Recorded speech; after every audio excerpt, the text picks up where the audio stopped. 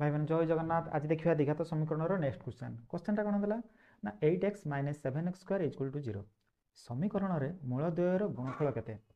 आमे इक्वेशन कौन जानिचे ax square plus bx plus c equal to 0 ये जो कांस्टेंट पदटा एटा हूँ बीजद्वयर गुणफल से जदि यही पदटा नाही ता माने आमे बुझिबा जे बीज दुईटा मध्यरु गोटे बीज कोनटा 0 अछि जहाँ फल कि सी अन्य बीज हाथ गुणिया फल 0 हो देखु ये कन्स्टाट पदटा नाही कन्स्टाट पद जदि नाही ताले समीकरण बीजद्वयर गुणफलटा केते हबो ना गुणफलटा 0 हबो। एटा होची आंसर।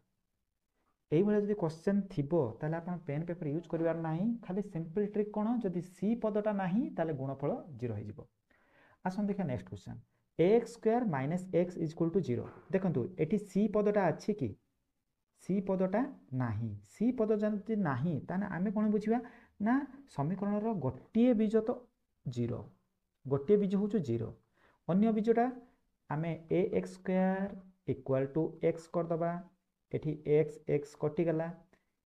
एठी रहइबो गोटे x ताले x इक्वल टू 1/a ताले अन्यटा होचो 1/a ताले गोटे बीज हला 0 अन्य बीजटा